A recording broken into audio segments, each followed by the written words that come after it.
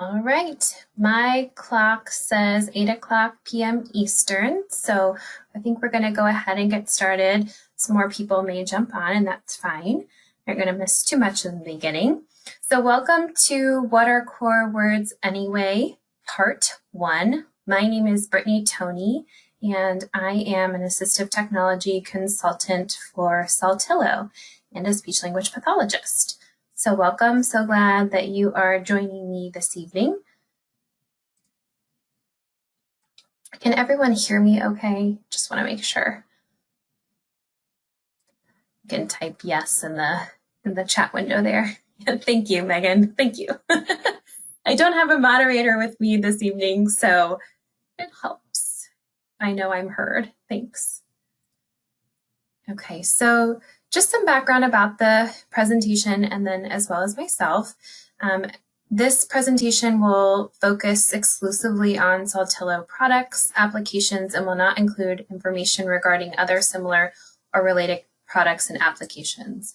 However, I will tell you that because we're going to be talking about core words, you could really apply this information to other communication systems that your AAC user might be using, but we will be talking exclusively about Saltillo products. So just be aware of that. And just some financial and non-financial disclosures. I am an employee owner of PRC Saltillo, and I am an ASHA member. So let's talk about what our goals for today. We're going to have an overview, just a brief overview of core vocabulary for those that are not familiar with it, which is why we're here. And then we're going to have an overview of the relationship between core vocabulary and language development, because I really think that that's important to discuss in order to understand why we teach core vocabulary. And then we're going to identify some reasons for communication. Okay. Sorry, I'm just trying to move around my windows a little bit. Okay. So augmentative and alternative communication. So what is communication? Can you guys type in the chat window? Again, I might just ask you to participate throughout the presentation just to make it seem like I know I'm talking to someone. So again, this isn't necessary, but if you feel so inclined, what is communication? If you had to define it, what would you define that as? All right, convey what you need, socialization. Good, yeah. I like that you added socialization to that. I think that's so important. Yeah.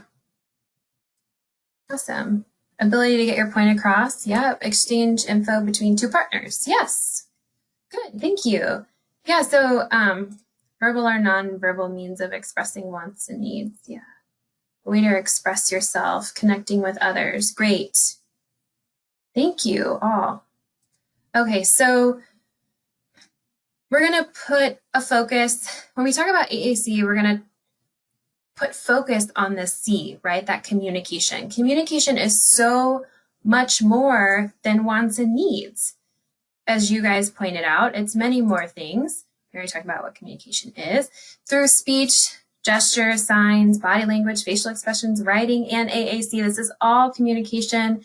Connecting with others, socializing. You do need two people to communicate, but it's an exchange of information, right? So this all equates to AAC. And in order to define communication, what it really is, what we can say is it's a process by which information is exchanged between individuals through a common system of symbols, signs, or behavior. So what is another reason we are here? We are all communication partners, all of you. All of you that are joining today, whether you're a parent, an SLP, or another team member, you are all key to our AAC user success, right? And you all are communication partners. Yeah, I see somebody raise their hand. Christy, did you have a question? Okay. Okay. So, sorry, just scrolling through my thing. Okay. So, and as I said, you are all communication partners. We are here to discuss what we as communication partners can do to improve communication for our students who use AAC. You know the AAC user best.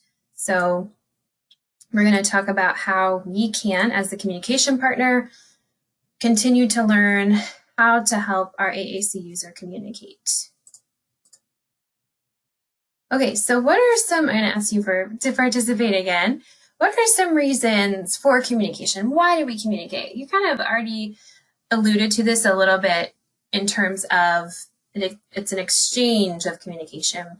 Another reason might be to socialize with other people. Yes, we express needs and wants. Good job. There's lots of different reasons, right? That we can talk about. There's so many. So let's look at why we might, some reasons that we're going to talk about today. Relay past and future events. Love that. Yeah, so there are an abundant there's an abundant list of reasons that we might communicate. So what we're going to talk about today are mainly greeting and commenting, requesting objects and protesting, requesting information and responding and naming things. Those are all reasons we communicate. So these would be considered earlier developing reasons that we communicate. And then these ones in red are later developing. So requesting an action, responding to a request, regulating conversational behavior. As you said, Sarah, kind of connecting with others might go into that category, relaying past events, as Leah said, and then stating. So all of these are reasons that we communicate. Persuading, that's another really good reason, yes. Okay, so what are some goals for our AAC users?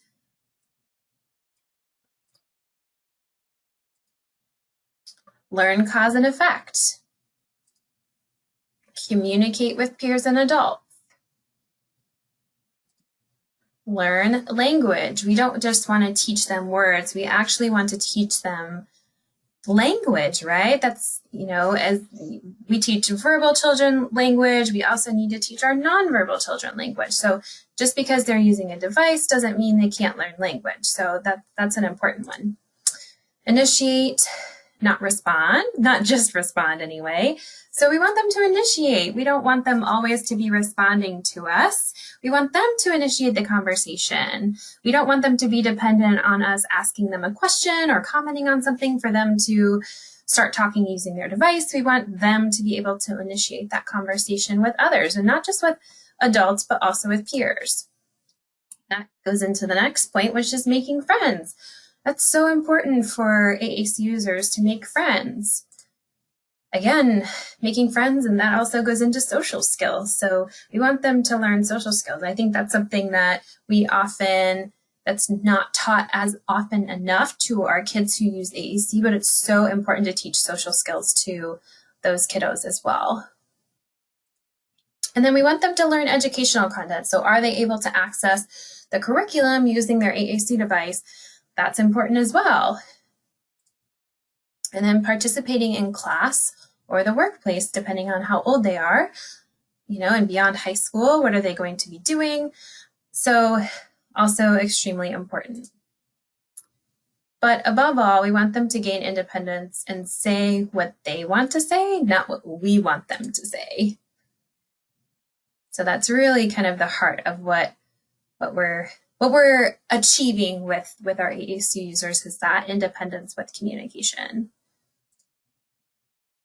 Okay, so as I mentioned earlier, for this seminar, we're going to focus on the following reasons of communication. So commenting, greeting, naming, responding, requesting objects, protesting, requesting information, and requesting action. Okay, so now we're going to do an activity and brainstorm together some communication and vocabulary that young children would use in specific situations that I'm going to show you, providing a variety of reasons for communication. So with the following pictures that I'm going to show you, let's think about some, and I'm going to pull up a Word document here. But we're going to talk about maybe some words that young children might use in the following situations. So what about snack time? If you just want to type a word in the chat window, what kind of words might you use at snack time? Eat. Yeah. I want more.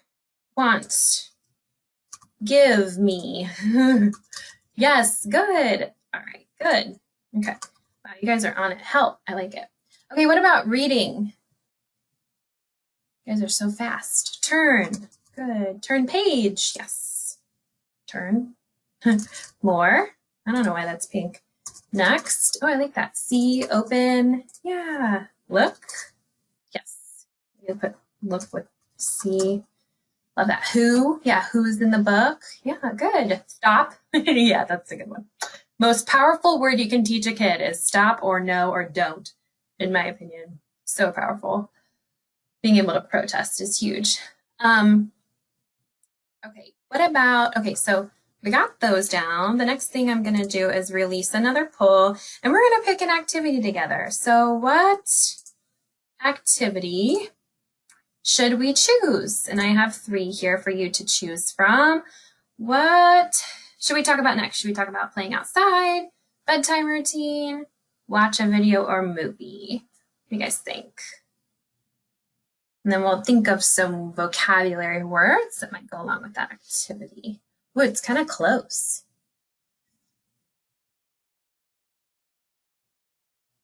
All right, I'm going to close it. Okay, so play outside is the winner, but not far behind is watching a movie or a video. So, and bedtime. All right, so, okay, so if we're talking about playing outside, I think that's the one that most people choose. So playing outside, especially as it's getting warmer, what can we say? Go, up, down, yeah, out. Yes, I'm saying that a lot these days. I want to get out of my house. Out, help, love it, again. Shoes, okay. We're going outside. Swing, different, I like it, different. That, push. You guys are on it. Cold, yeah. Depending on where you are, it might be cold. Today it was, I live in Cincinnati, so it was kind of warm here today, which was extremely nice. Home, like I want to go home. Yeah. Okay, good job. So let's now look at our 3 columns here. And what are some words, if you can see, and I didn't type all of them, so what are some words that repeat? So I see more, which I already highlighted. Looks like on the other one. So more repeats. Want, you could repeat. I know somebody said help in snack and help here. And I didn't write it down in the window, so yes. Go, you could. I don't know if we put that one somewhere else, but you could use it for reading, like go, turn the page. Instead of turn the page, you could say go. Yep. Want, you could say in any of these. Okay, let's jump back to our PowerPoint and I'll tell you why we did that. Oh, did I get back to it? I did, okay. All right. Okay, so we talked about all of these. Right, and we did that. So which words are reusable across contexts, across all 3 of these activities? And we talked about it. More, help, turn, go. All of those can be reused, right? That is a core word. A core word can be reused across contexts and different activities. So that's why we kind of did this to start out, to show that no matter the activity, some of these words can be reused. Not all of them make sense.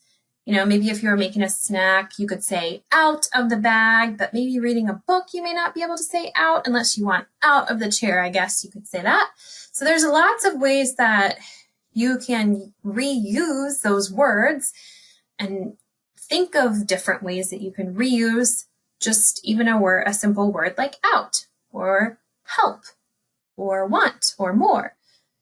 So that's just to get you started thinking about that. Okay. So let's talk about typical language development. We are all here because we work toward a common goal. So our common goal, our target is communication, right? So we're all here to learn about communication and give our clients a voice. We can do that with our devices, but how do we do this most effectively? So in order to understand core vocabulary and why it is important for communication, we first need to understand language development. So some of this might be a review for you SLPs, but I think it's always good to remember and think about, especially for parents. So if we think about AAC and teaching AAC, we have to understand language development first and why it's so important. We already know that we communicate for a variety of reasons. We need to develop that language in order to communicate. So how do we develop language, you might ask? Well, we're going to talk about it. So again, understanding typical language development can help to develop a path to achieve functional communication. Functional independent communication, I might add to that. So what is typical language development and why is it important? So teaching nonverbal children how to use an AAC device is very similar to how we teach children to speak verbally. Even though it's just a little bit different in I guess the means of communication is different, but how we teach it is the same. And typical language development gives us a framework for how to teach language on an AAC device. So what does this look like, you might ask? Well, for you SLPs, this might be familiar. So we're just going to talk, there's many different ways and philosophies and lots of different things that we can talk about in terms of stages of language development. You know, there's Brown's morphemes and there's all kinds of different ways that we can talk about it, but this is just what we're going to talk about tonight. So this, again, it might be a somewhat of a review, but for those of you that have not understood or not had a background in language or language development, this will be a good for you to understand. So pre-linguistic is kind of the first stage. That comes about the first year. So this includes gestures, eye contact, sound play, cooing, babbling, and crying. So all of that is communication. It's just pre-linguistic, means before we have words. And then one word begins around 10 to 13 months. And this is single words, and it's context dependent. That's important. So they're only words that are able to be understood if there's a context behind it. 2 words begins around 18 months, and that might look like doggy big, where ball, more juice. Multiple words begins around 2 to 2.5 years. This could look like dog is big, I want more juice, I catched it. So our grammar might not be correct, but we get more words in a sentence or a phrase. And then our more complex phrases and sentences begin around 2.5 to 3 years, and that might look like read it, my book, take me to the park, where is daddy, I can't play. So you see that as children get older, their language tends to become more and more like adults. So our adult-like language happens around 5 to 6 years, and they can understand asking and promising, and ask what time it is, and understand, as I said, promising, he promised to help her. So that's just a quick background into stages of language development. And to go along with that, in your handouts, through materials, there is a language stages form, and you can print this out. It's from our AAC Language Lab. I love this, and it says Unity, which is our sister brand, at the bottom of the sheet, I think PRC. So, but it's the same for any AAC user. But this is kind of breaking it down again, language stages.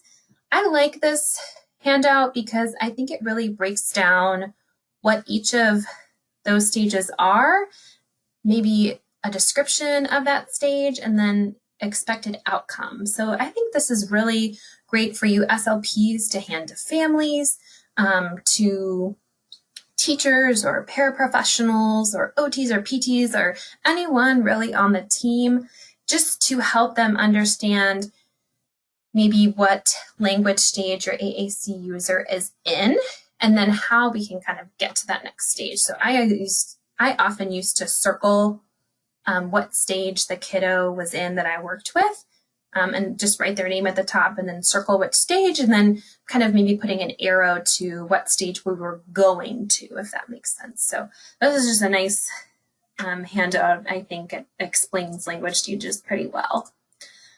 Okay, so I think this is, I'll have to fix this animation here, but typical language development. Okay, so I want you to picture a baby in a crib, say 12 to 15 months. What happens what if she said, mama, mama, mama? What happens for spoken language to emerge? You guys can type your guesses in the chat window. Might have messed up the animation a little bit. What's the mom do that helps the baby? Modeling, imitation, yeah. Gets excited, yeah. Expands, yeah. Reinforces, good. Yeah, she responds. She responds. She reinforces. Yay, you said mama, here I am, right? We all are so excited when babies start talking and they're babbling, and then we respond, and that gets them to say more, right? They want to say more because they're like, oh, mom is proud of me because I said that. So I'm going to say it again. So, and like some of you said, that modeling and imitation, and then also kind of expanding on what they said. Here I am, I'm mama. Okay, so we're responding even if you know they made a mistake. This is huge. Okay, so what I'm going to say here is, what if this child said, ah, and the dad said something like, ah, we're not talking about that now, try again. What's the kid going to do?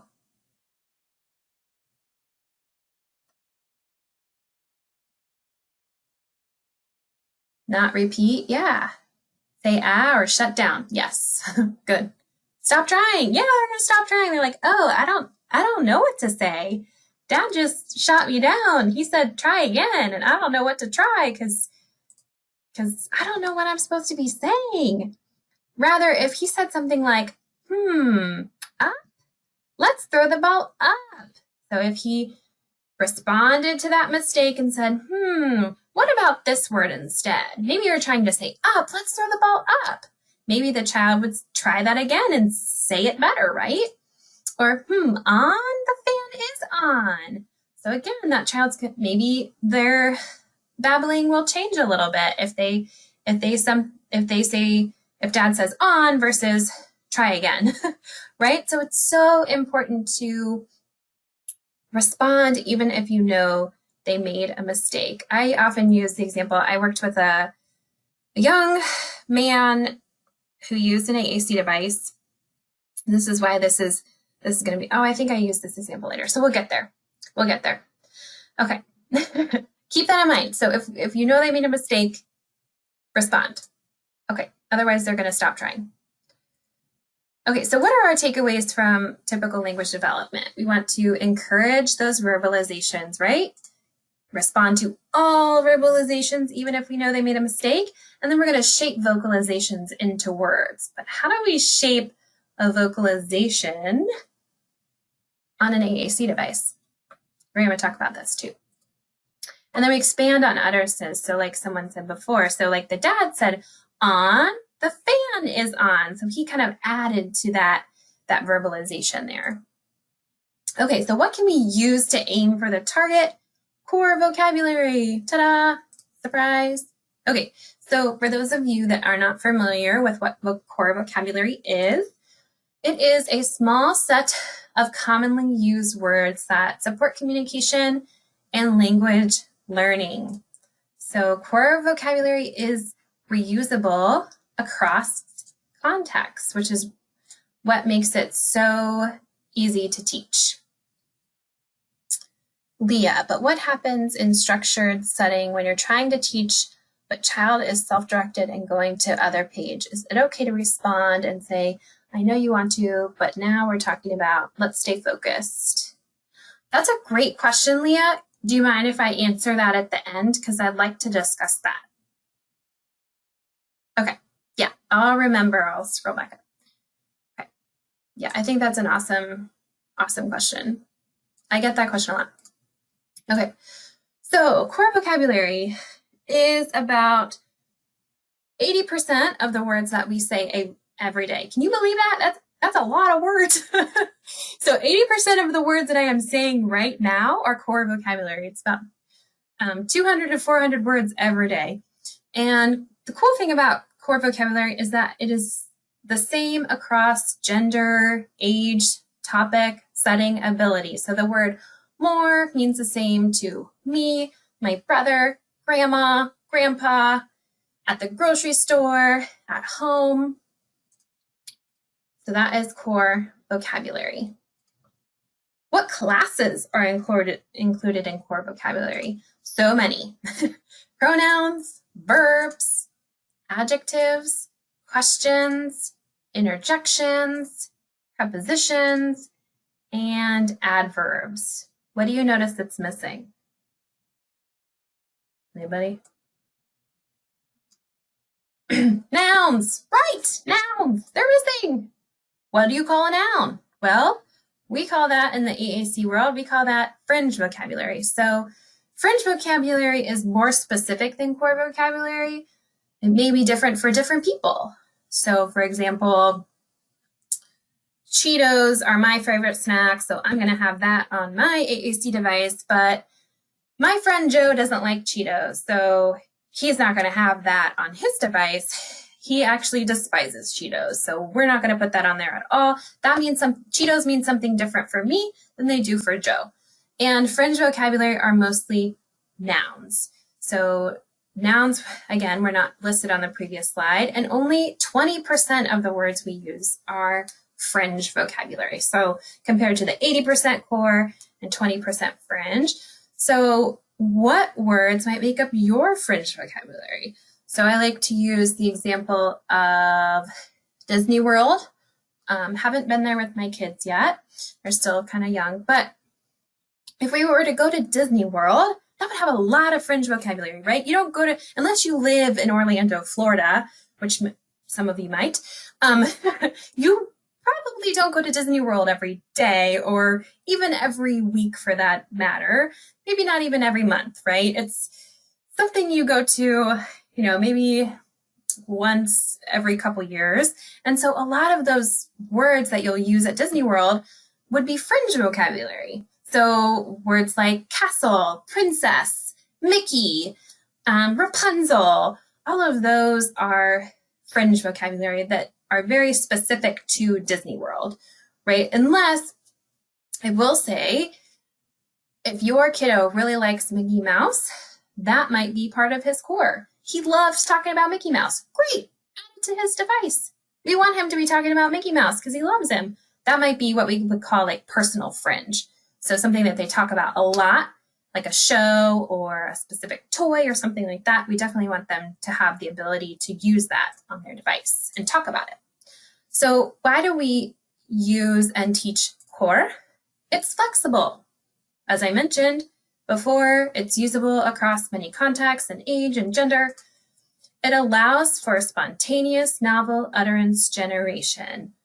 Novel generation, huge. Remember before I said it helps, we want AAC users to initiate? This goes along with that.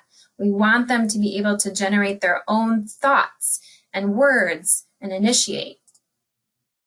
It is useful across contexts, as we discussed. It supports natural language development, which we also discussed.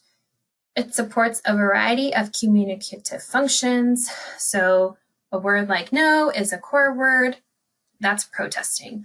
A word like watch is a core word, and that is an action. So again, it's a lot of different functions go into core vocabulary. Allows for consistent location of vocabulary. So oftentimes, especially with, I'm going to use word power for an example. So word power on a Saltillo device, a lot of the word power files have core words on the home page, and the higher up you go with the number of cells or number of icons on your device, the more core vocabulary you're going to have, and those are so easy to get to. It's consistent on that device, whereas Fringe, you might have to go a couple of layers deep to get to a Fringe word. That core is going to be on the home page, which allows for that quick novel generation that I said before. And then core also overlaps with academic vocabulary.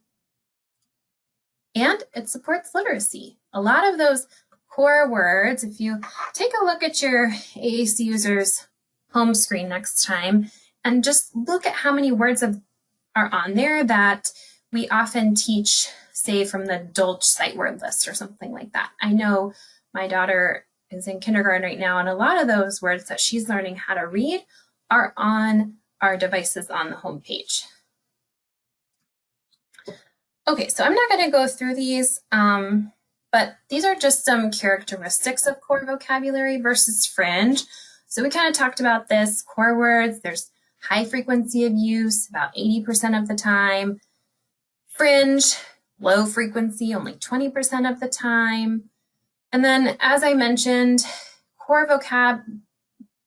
words, you often have less pages to search on an AAC device than Fringe words, because you require that often requires multiple pages for you to go through to get to that Fringe word if it's really specific.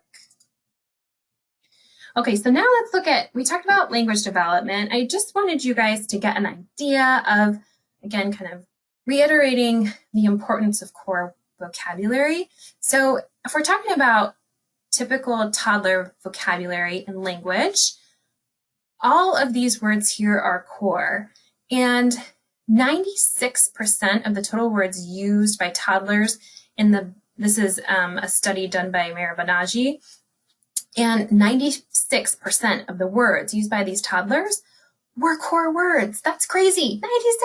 96%. That's insane. Look at all those words. How many times do you use those words every day? I know I use them a lot. So again, just to reiterate that point. Okay, so I'm going to show you a video. This is my daughter, actually. And she was, as I mentioned, she's in kindergarten now, but this is when she was about 2.5. And I just want you to listen, thinking about core vocabulary and what this might look like in a toddler, typical developing toddler. And I want you to hear and see if you can hear any of the core words that she's using. And if you can't hear it, let me know. Oh, go walk again. You want to go for a walk? Yeah, it's too cold to go for a walk today. Walk. Yeah. Who did you go on a walk with? And who else? And me. Oh. Where was Mommy? Go walk. Mommy didn't go on a walk with you. Was Mommy on a trip? Yeah. What are you doing? I'm What color is that? oh, look at that.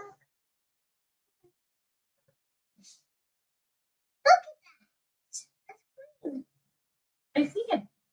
Thanks for showing me.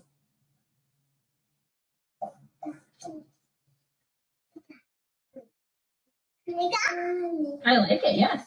Yeah. Oh. It is cool.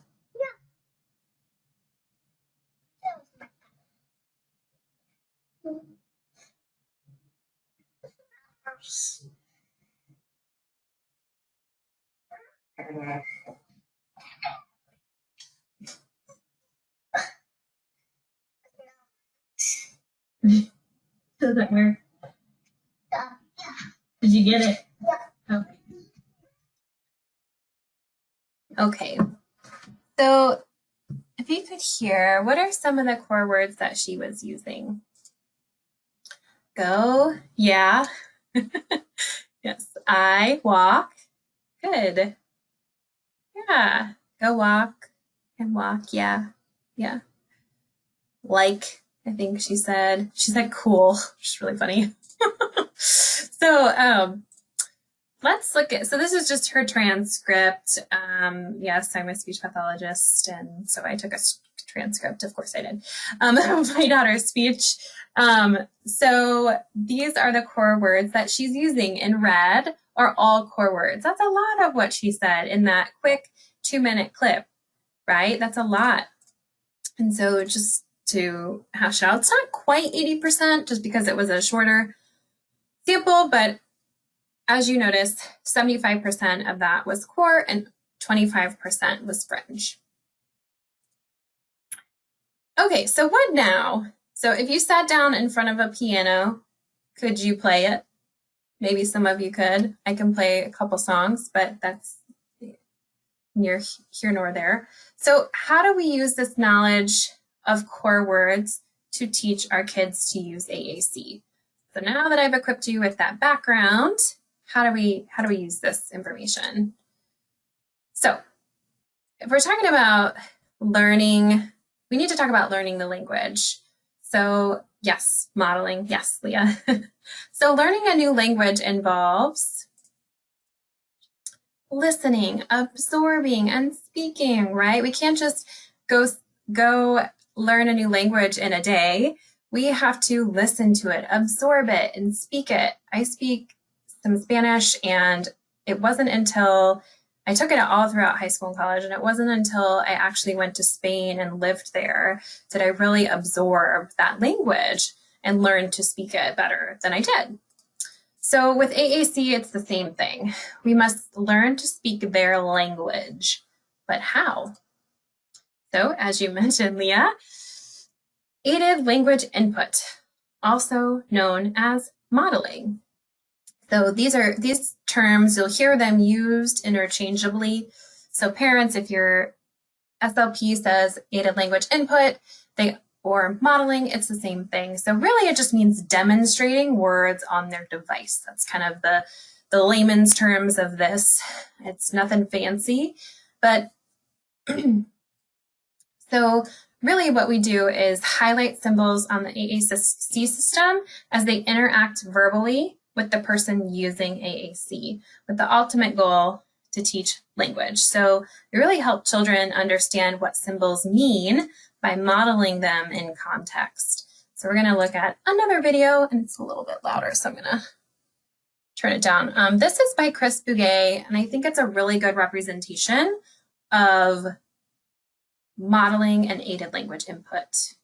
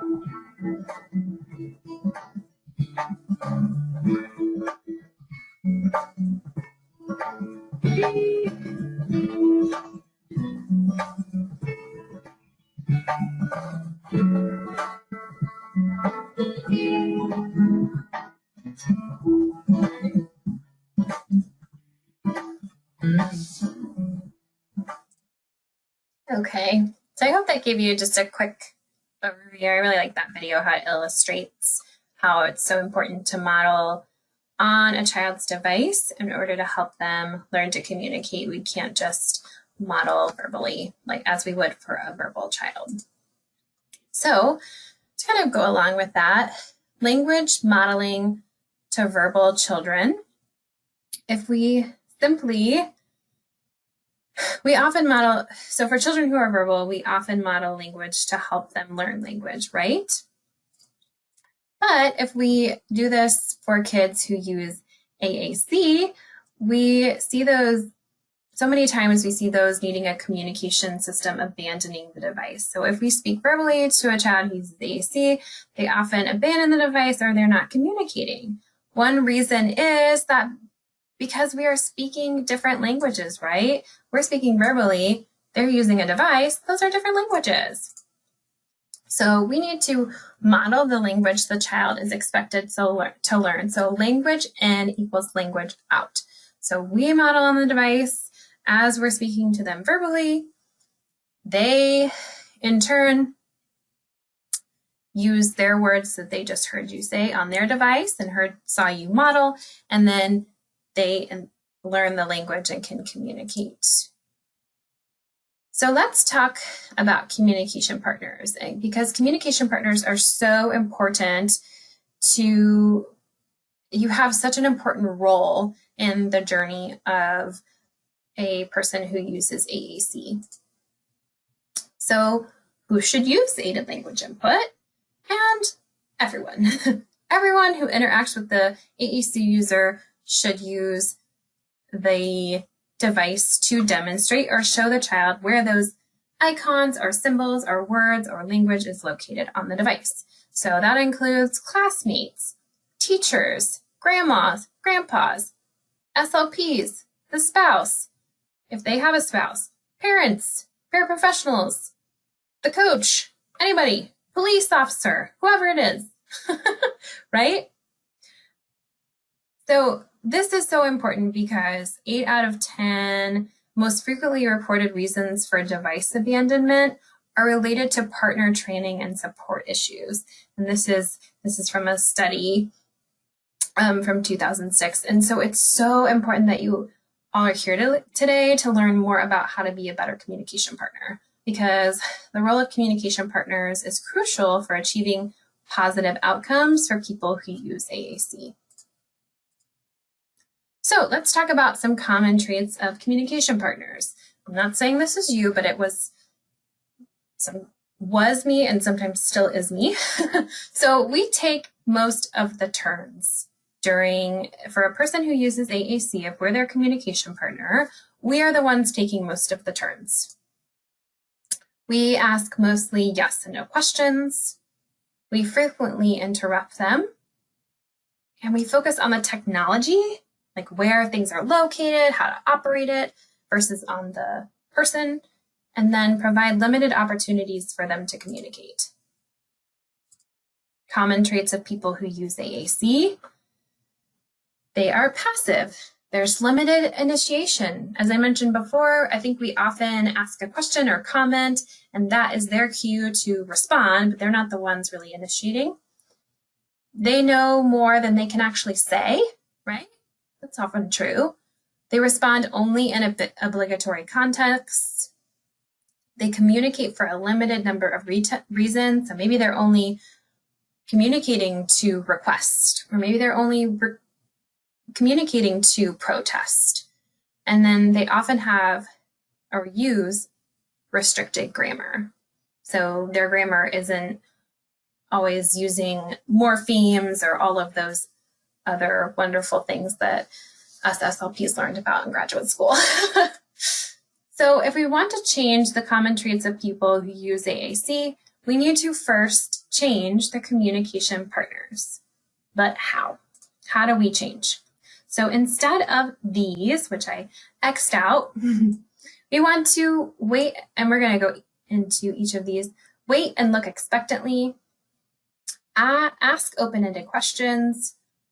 Wait, provide active feedback, focus on the person, and provide opportunities to model. So let's look at each of these. So we want to wait and look expectantly. What does that mean? So sometimes AAC users need an extended amount of time to respond, especially in the beginning stages when we're really trying to teach them the language. We want to wait and then look at them and wait for them to respond. So sometimes we need to wait. I say a good rule of thumb is about 10 seconds, but I've had some kids where I've had to wait them out for like 60 seconds or 2 minutes even. So it really depends on the person, but waiting is huge. Wait, wait, wait. I know it sometimes seems awkward, but waiting is huge. We also want to ask open-ended questions. So what can we say if we ask, do you want to blow bubbles? We can only respond with yes or no. I think there's a place for yes and no, but that doesn't really provide a way for them to communicate. It just says yes or no, but there's no way for them to describe or talk about what they want to talk about. So if instead we say bubbles, what should we do? We can say they can say something like, open please, help me, let's play, blow bubbles. So this is an opportunity to increase language. So if we say, what should we do versus do you want to blow bubbles? Similarly, if we ask something like, do you like it? They can only say yes or no versus what do you think about it? This gives them an opportunity to describe. They don't like it, it's boring, yucky. We need to provide active feedback. Remember how we talked about before the dad and how he kind of shut that poor little toddler down? We want to make sure that we're responding even if we think they made a mistake. So if they hit a button and you don't think they meant to, respond anyway. So this is where I was going to say before, I used to work with a young man who used an AAC device, and we were working in our session on pronouns. And he was working on sequencing 2 words. So he said, I eat, and then I'd provide him a Skittle because that was most reinforcing to him at the time. So if he said, I eat, I reinforced him with the Skittle. Well, one time he said, you eat, instead of I eat. So he said, you eat, and I took one of his Skittles and I ate it. And I said, oh, this is so good. I love Skittles. Thank you so much for offering one to me. Oh my goodness, you should have seen the look on his face. It was like in horror and shock. And he immediately ran back to his device and said, I eat, like so quick. It's like, no, I didn't mean to give you my Skittles. So again, that wouldn't have happened if I would have said something like, oh, I think you meant I eat. What would that have done? He would have been like, okay. And then maybe the next time he might have hit you eat again. So until I responded by an assigned meaning to the word you, he didn't understand what he was saying. We also want to focus on the person, the AAC user that we are communicating with, right? We want to talk about things that they like to talk about. So what grosses them out? Who does she like? What makes her laugh? What does she like to do for fun? What makes her mad? So we're thinking about all of these things and keeping the person in mind so that when we interact with them and we're talking about things that they like, that gives them more opportunities and the desire to communicate with us. So by doing all of these things, you provide opportunities to model. We know creating opportunities is so important because learning something new takes time and practice. And AAC users often have fewer opportunities to communicate than verbal peers. So people are more likely to communicate when they have a reason to versus not. Okay. So take a moment to think and plan with your AAC user. Start small. Start small. It doesn't matter how small. It can be one activity a day. And build on that communication. Take a walk through their day. What do they like to do? And that might give you some ideas for where to start. So, what do you use to model? Now that you just learned all of this, what do you use? Well, you can use the AAC user's device if they allow you to touch it. I had one who would not. So therefore, I used TouchChat, which is Saltillo's companion app. So wouldn't allow me to touch his NovaChat, so I modeled on TouchChat. Or you can use a low-tech version. We have flipbooks and low-tech boards available on our website, which are free. They're free. And then, or our computer emulation software chat editor, which is also a free download on our website. So all of these ways are great, a great way for you to model on the device using the same language. Okay, so when do you model? When should you do this? Anytime, really, but focus on daily routines. This is often what I tell parents. Focus on daily routines. Don't rethink the wheel. If you're going to be eating dinner, pull out the device, model on the device. If you're going to be doing, an art activity, my kids love that, model on the device then. Music, personal care, if you're taking a bath, bring the device with you. Don't bring it too close to the tub. But you can bring it with you. Get in the tub, get out of the tub. Put a towel on, dry off. There's so many things you can do with bath time, which is cool. So anytime that you are doing something that's normal in your daily routine, that's a great way for you to model. Okay, so that was like long-winded, a lot of information. I'm sure I've overwhelmed all of you, but that is pretty much the basis of that presentation of part 1. So what are core words anyway? Let us help you get started. Part 2 is on Thursday. So if you weren't aware, this is part 1 of a 2-part series. So if you haven't registered for part 2, that's where we're going to talk about a lot of implementation strategies and how to implement core words now that you have all this great knowledge about what they are. So I really encourage you to sign up for that if you have not. I think there's spots still available. It's the same time, 8 o'clock Eastern on Thursday. And we're going to talk about learning strategies, again, to help you implement core words at home or in the classroom or wherever you are doing therapy. So these are just some things that we're going to be talking about on Thursday. And then I will throw up my information should you care to email me and to ask a question after the training. So thank you all for attending.